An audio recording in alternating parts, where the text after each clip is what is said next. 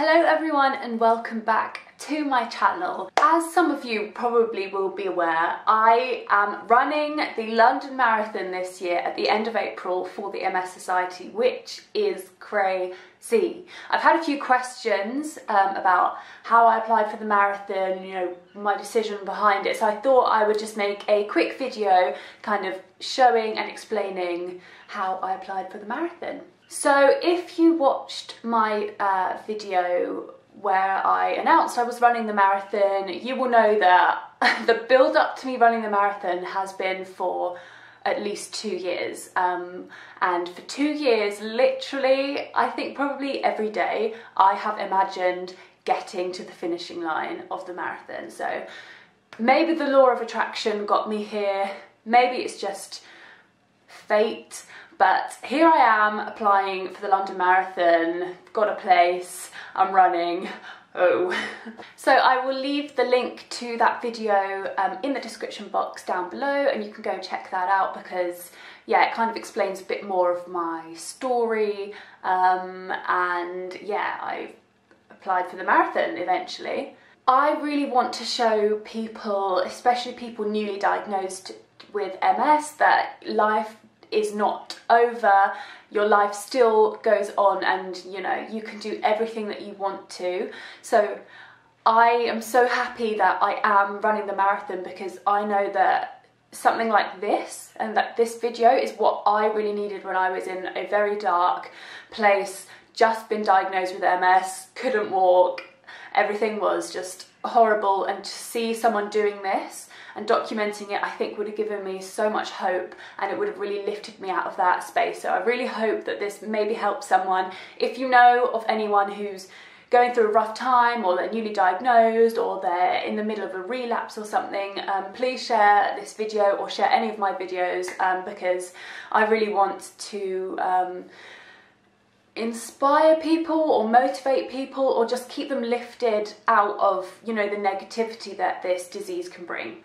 But if you have watched my video where I announced the marathon and I talk about how I was in the lead up to applying for it, you will know that in August I recovered dramatically from a relapse after 2 years of basically being kind of plateaued in my relapse recovery. So in August, out of the blue, my left leg came back to life and I could actually use it running. So I had only been running for, well, I applied for the marathon in December, but there's a reason for that. So yeah, I didn't apply for the marathon to get a ballot place, which is how the London Marathon works. You get a ballot place, your name might get picked out by random, and then you'll find out about it in October, but I hadn't applied for that. My leg had only come back in August. That was the first time since August 2016 that I realised I could run again. So 2 years later I was finally running after a long time waiting and being patient, and I'd kind of given up hope really. Kind of just thought, doesn't matter, like I could run, so like I could run away from something, but I wouldn't be able to run for a long period of time just because my left leg was useless. So I'd basically given up hope and thought I can live my life not being able to run long distances, which I was never very good at anyway before diagnosis. But my leg coming back to life really sparked up my kind of desire to run a marathon, and I thought, okay, let's see how I am in December. So if I just start running very casually from August, September I think was really when I started, up until December, and then decide what I want to do. So I started running very casually. For the first time in my life, actually loved running. I really fell in love with it and just fell in love with how my body was feeling and being able to run longer and further and feeling stronger within myself. It's such a nice feeling when you do that. So yeah, I started running, and then December came around and I could run 14k, and I thought, let's give the marathon a go. So I always wanted to run the marathon for an MS charity, like straight out of the starting line. Like that is my thought process behind running the marathon. I always wanted to run it for an MS charity. So I was pretty sure that like the MS Society had guaranteed spaces for charity runners, so meaning if you applied for a place you would get a guaranteed place. So I thought that it was just going to be really easy and I was just going to apply in December and I was going to get a place immediately, but that's not what happened. But I did record on my phone when I was initially entering in all my details and saying my story and saying why I want to run the marathon, which I will put in now. Oh my goodness, ignore the Hoover, ignore that annoying dot on my phone, but I am, applying for a place in the Virgin Money London Marathon for the Multiple Sclerosis Society. I've just filled out all the details.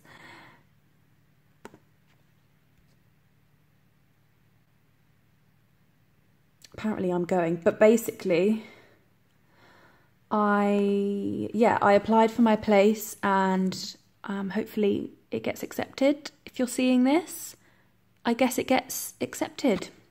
But what I didn't realise was they only had a limited amount of spaces which had been filled. So when I was applying I thought, oh great, I'm going to have my space, but then they came back and said that they were full and I thought, oh no, have I really messed this up? You know, my one chance to run a marathon and I'm not going to be able to do it. So I got a bit down in the dumps for a few days until they recontacted me and said that someone had dropped out and a space had been available and I was quite high on the waiting list or the reserve list, so I took the space and yeah, I'm running for the MS Society, which I will leave a link to them in the description bar below. And yeah, I couldn't be happier. I really wanted to run for this charity because it's helped me so much, and most important thing is it funds research, and that, to me, that is really important. So I have another clip where I was actually accepting my place, which I will put in here.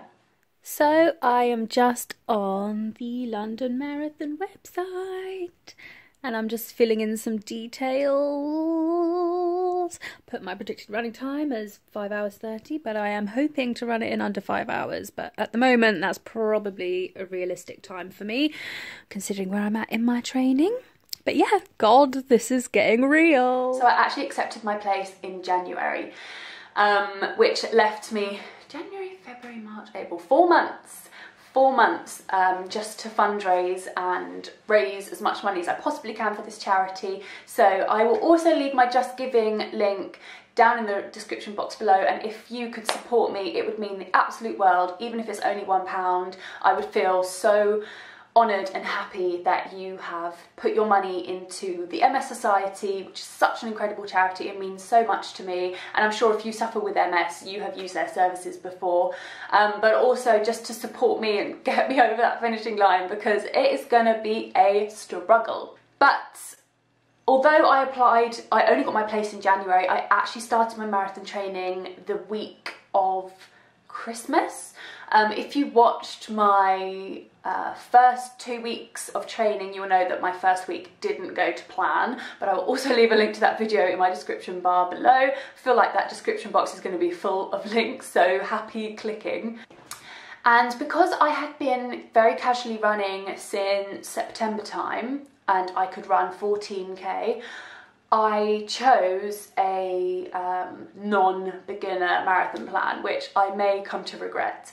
But I went onto the London Marathon website, which has so many amazing training plans and tips, and I chose this training plan. So this is the intermediate 17-week training plan, which maybe I should have gone for the beginner, but the thing with the beginner was at the start it was a mix of running and walking, and I didn't really want to go backwards because I could already run 14k. I didn't want to go backwards, so I just took this on, and yeah, it's going well. It is difficult. It's been quite a shock going from maybe 1 or 2 runs a week going to 4 because this training plan has 4 runs a week. So it has 1 long run every Sunday, which is really, really important to, you know, get your distance in. And then the rest of the 3 runs in the week are basically just to get your fitness up. So there's a variety of different kind of paces that you've got to run at. So for example,